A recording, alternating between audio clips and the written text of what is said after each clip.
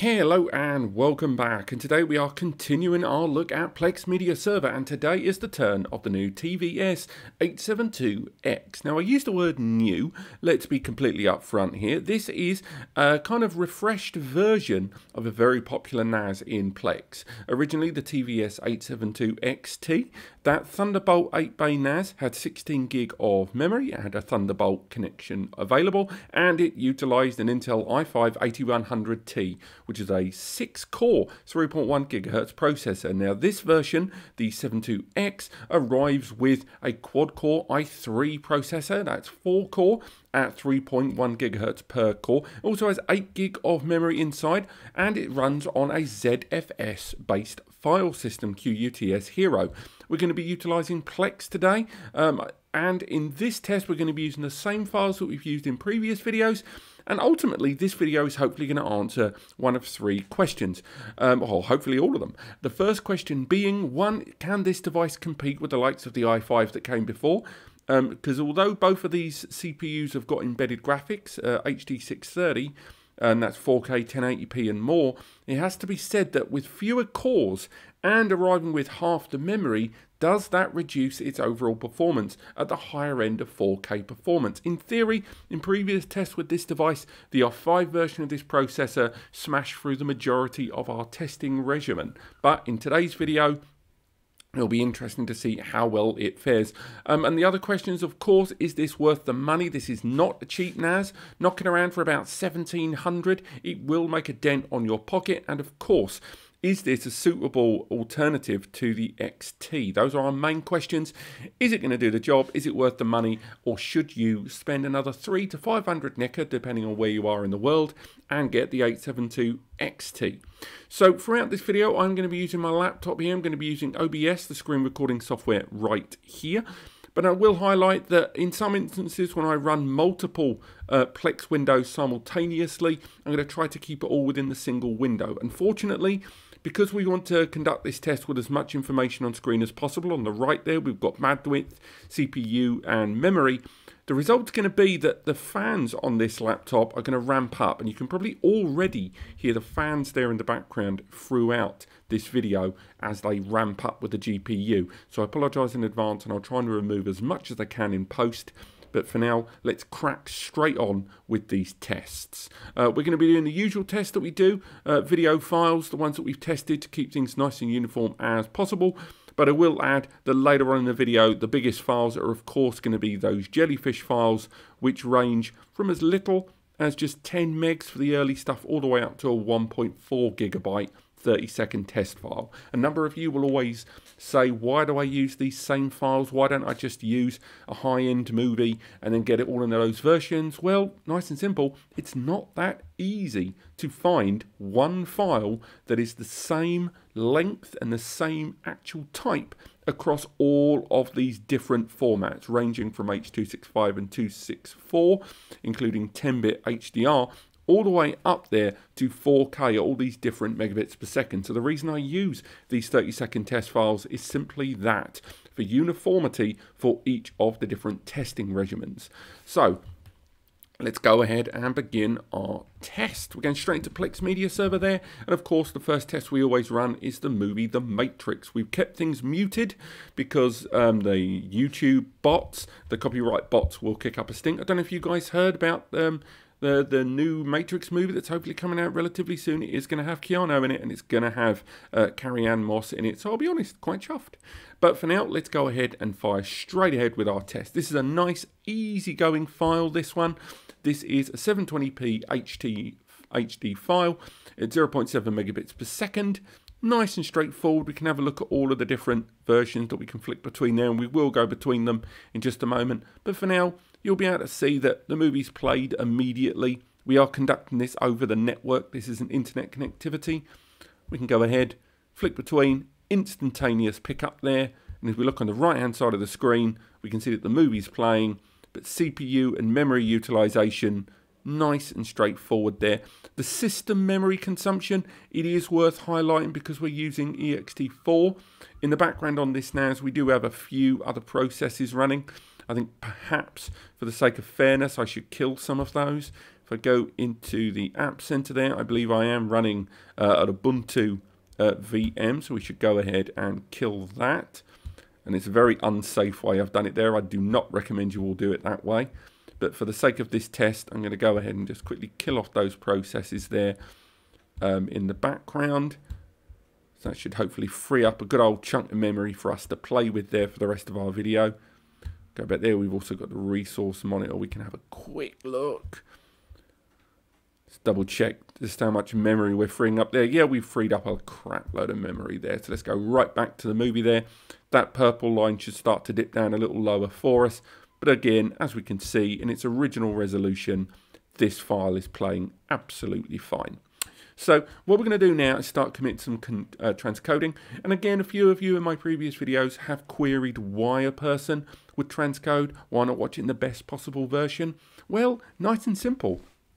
Perhaps you own some real high dense media. I'm not going to exactly point at this 720p file and call it high end, but maybe you own some high intense 4K media that you want to watch remotely while you're on a train, on the commute to work, on a mobile phone. You don't need to watch that giant UHD 4K file then. What you need then is a smaller version that is more compatible with your phone, more usable with a limited data connection, and basically will not make the phone have to work too hard or the data connection become too much of a bottleneck. That's where transcoding comes in. And in these tests, when I convert these files to smaller versions, it's basically our way of demonstrating that these NASs are able to deal with bigger and bigger files and transcode them smaller or larger or different bit rates. That's why we do it in these tests, and I hope you guys find it useful. So for now, we're going to go from 720 now down to 480. Instantaneous change there. Again, now we're running at 480p there on screen. And again, hopefully you guys are seeing this the way I see it. And again, OBS may show the occasional problem along the way. But again, straight away, instantaneous flicking between them there. And the CPU and the memory's obviously had that dip from those processes we killed, but it's absolutely fine. Let's go even lower now. Let's go to 240p. And again, this is where you generally see a bit of a struggle, because this is when you really are changing the files in a kind of out of sequence way. So we immediately see a bit of a delay there while we flick between them, and we see that CPU spike. Now again, going down to 240p from a larger file, the compression that's going on here, even if this file was 4K, 1080p, whatever, this is still going to be hard all the way down to smaller or even SD files as well. So do bear that in mind there. And finally, let's go down to the very lowest, 160p at 0.2 megabits per second.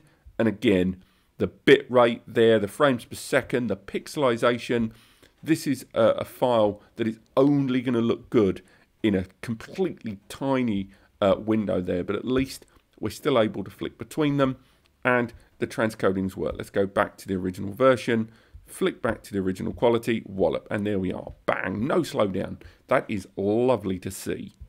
So let's come out of that now. Next, we're going to go into another test file that we generally use. My favourite, Little Shop of Horrors. Absolute classic. I know a number of you don't agree, and frankly, I couldn't care less.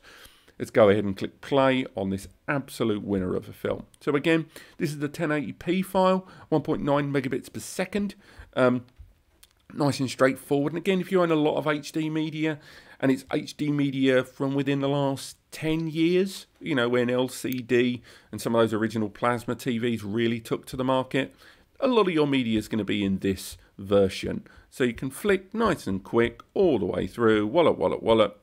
And again, nice, easy, playing fine, CPU not too troubled, and the memory there, we want to look at the green line for Plex Media Server, absolutely fine. So now let's do some transcodes. Let's go down to 720p this time.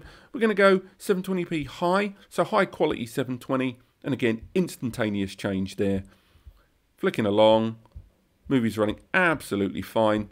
I never really wonder if these are appropriate for YouTube sometimes, these films. But there we go. Again, slight memory bump, not much. CPU, not too troubled. Next, we'll go down to 480. 480, once again, is where we start to see the system work a little bit harder.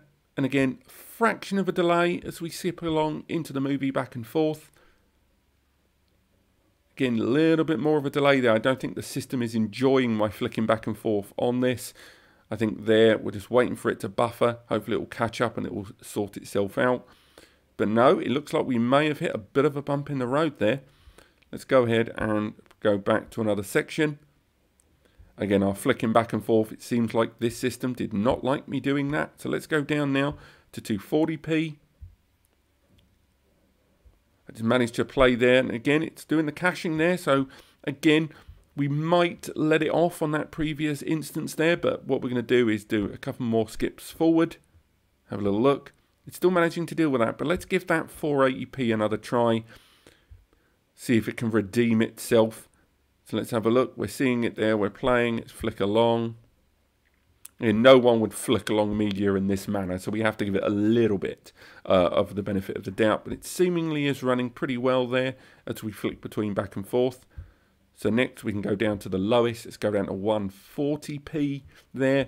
And again, this is where you can effectively count the pixels on screen. But still, the system CPU has still not gone absolutely ballistic at this point. It's doing absolutely fine there. And again, we can revert that back to the original. And again, absolutely fine. So again, easy test. This has absolutely nailed it as far as 1080p is. So now we make our way into the testing files that we've utilized in the past. These are all the files for those who aren't aware or watched any of my previous videos. This is the same 30-second file. If we play this while I talk, this is the same 30-second file. These are called the Jellyfish test files. They're available online.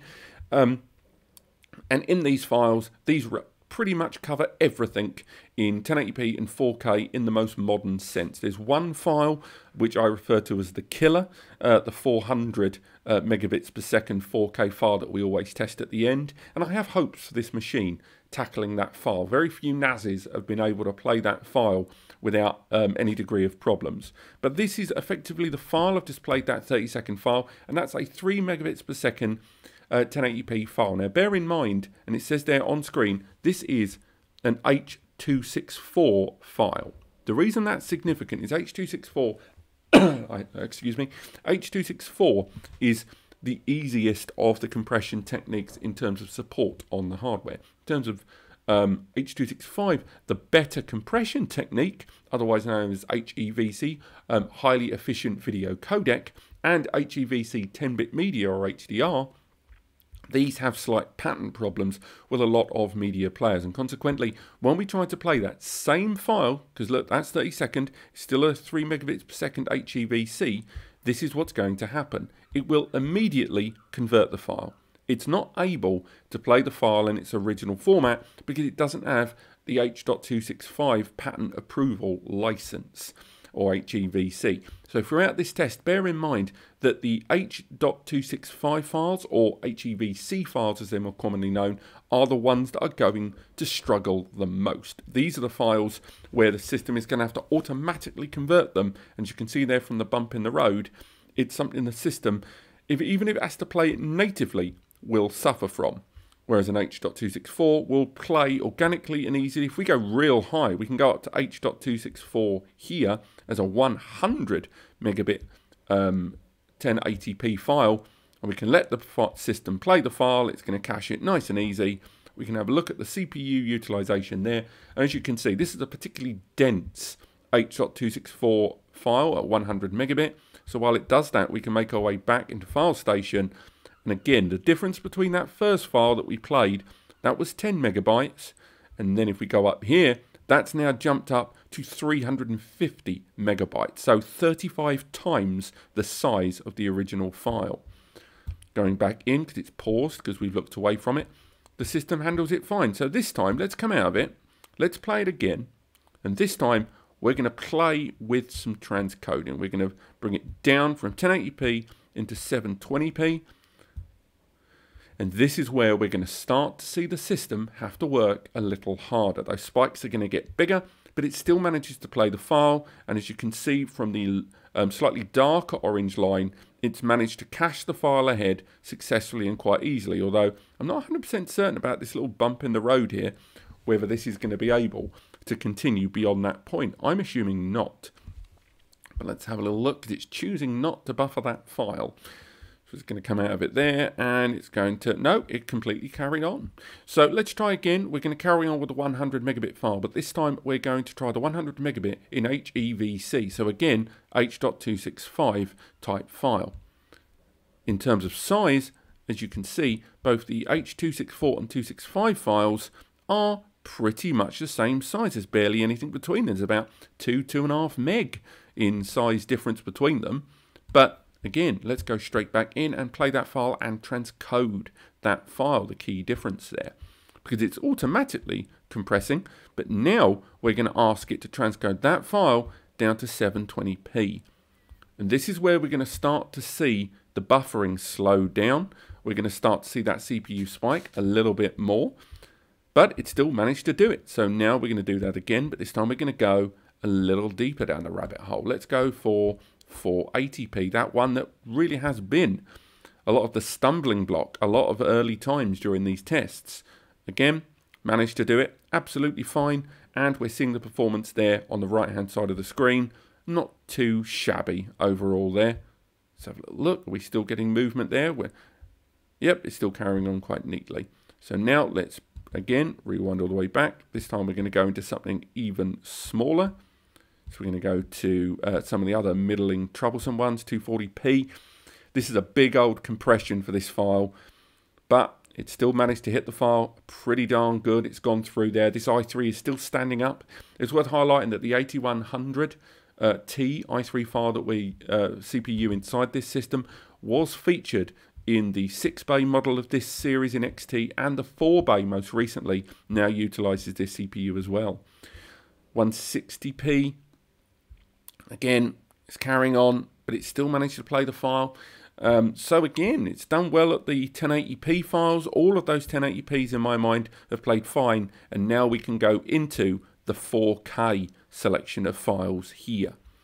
As mentioned, the 4-bay XT version of this series, the TVS 872XT, is no longer available as a Pentium processor and only as an i3. And the 8672X and the 672XT also have the same CPU as this device. So the results in today's video will largely be indicative of those NASs as well.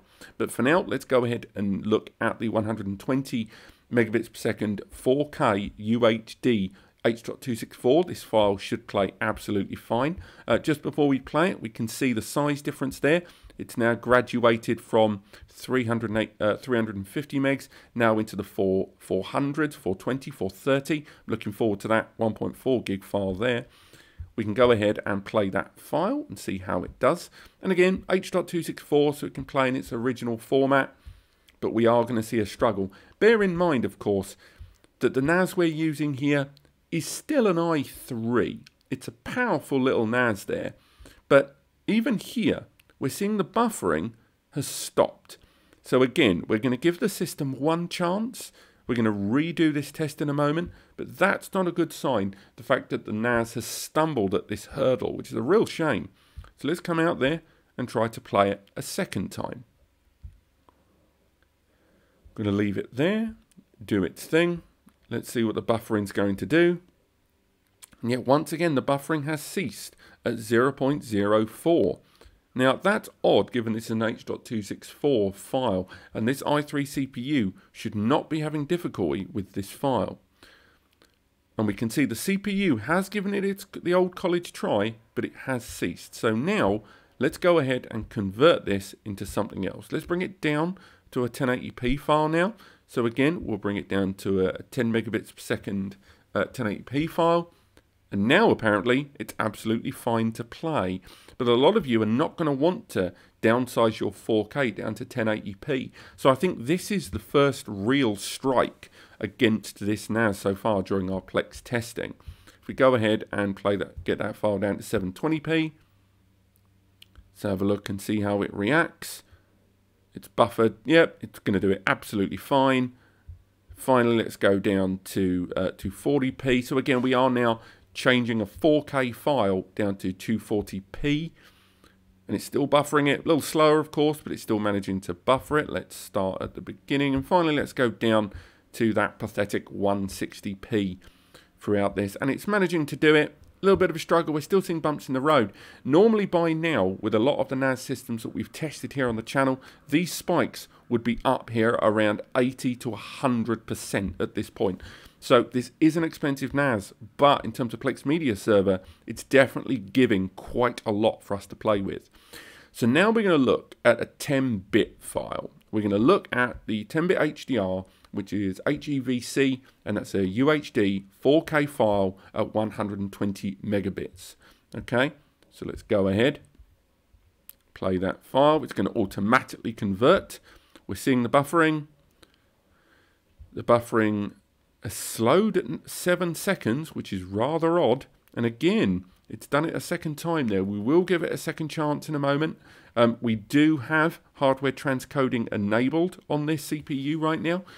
This isn't a case of us not taking advantage of hardware transcoding.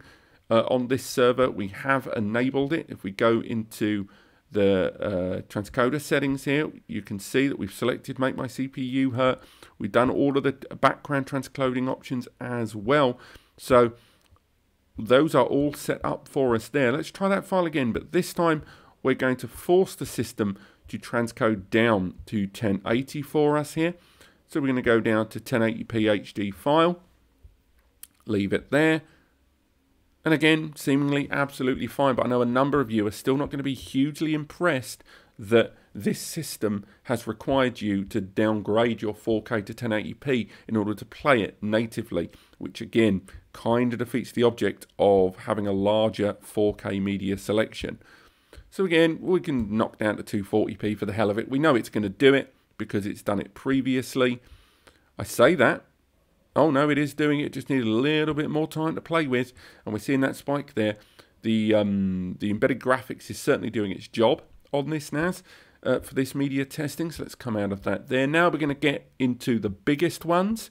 These are the 200 megabit 4K files, and then the 400 megabit files. So let's go ahead and straight away play the 200 megabits per second 4K H.264 file there. It's going to play an original. And again, we're seeing that cap there, which is really rather odd. Now, if we go through the system, we're not seeing limitations of memory. This memory has not gone above 80%, so it's not the memory, and the CPU hasn't capped out to the top. So there's certainly something afoot. But if we go ahead and scroll down, if we, again, let it convert automatically, so we allow the system to convert the file into something more playable, we can have a look and we can see that it's buffering there. It's got up to 3, but not a vast amount more than that. And again, we've got those other options there. This is still 4K down to 315 megabytes per second there, megabits per second bit rate in the automatic conversion, but it doesn't seem to want to play. So we'll try the 1080 there. Oh, it's had a little bit of a bother there in the background. Let's try and play that again. And there you go, it's playing it there, but again, second strike there, a bit of a bump on the road. The i3 here, when we've tested it in other systems, this might be an issue of the app on the ZFS file platform, but I doubt it. But still, nonetheless, I would have expected this to be able to play this file without a hiccup. Let's try the 200 megabits per second 4K UHD Hevc 10-bit file. We can see there the buffering, once again, has got up to 5, and it's hit that wall again. It is worth highlighting that we will be doing a guide soon about how to install a graphics card inside your QNAP NAS and utilize that for Plex.